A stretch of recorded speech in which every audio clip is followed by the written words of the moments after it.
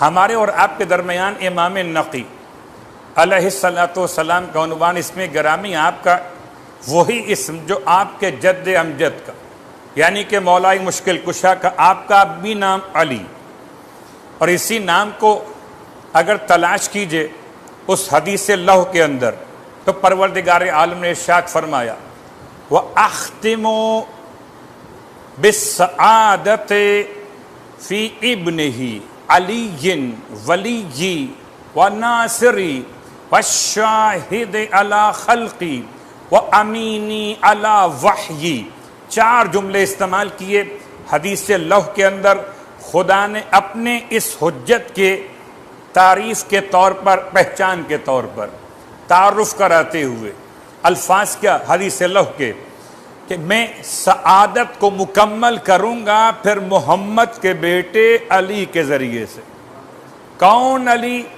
اس علی کی پہلی پہچان کہ ولی، وہ میرا ولی ہوگا، اور صرف ولی نہیں، وہ ناصری، وہی میرا ناصر ہوگا۔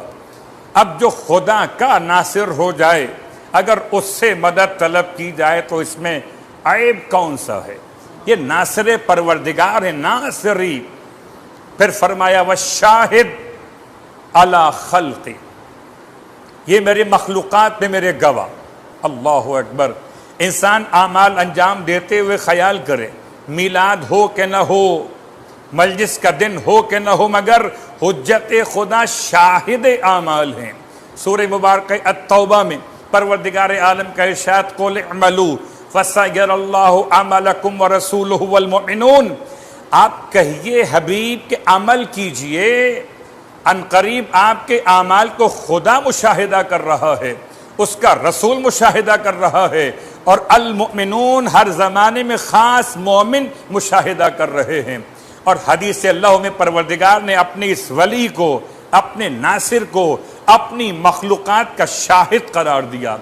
کیسا ہو سکتا ہے کہ شاہد خلق قید خانے میں ہو اور عمل انجام دینے والے بغداد میں ہوں، شاہد خلق سامرہ میں ہو، عمل انجام دینے والا مکے میں ہو؟ تو شاہد تو ہو سکتا نہیں جب تک کہ یہ یقین نہ پیدا کر لیا جائے کہ روئے زمین پر جہاں تک حجت خدا کی حجیت بنائی اللہ نے، وہاں شاہد اعمال کی صلاحیت بھی عطا فرمائی ہے۔ نہ زمین رکاوٹ ہے، نہ زمانہ فاصلہ ہے، حجت خدا مشاہدہ اعمال کر رہے ہیں۔ شاید سمجھانے کے لیے یہ بات اور یقین سے قریب تر ہو جائے کہ انسان کبھی اعمال کرتے ہوئے اپنے آپ کو اکیلا نہ سمجھے، اس کے اعمال کو کوئی دیکھے نہ دیکھے، خدا دیکھ رہا ہے، مصطفیٰ دیکھ رہا ہے، ہر زمانے کا مرتضیٰ دیکھ رہا ہے۔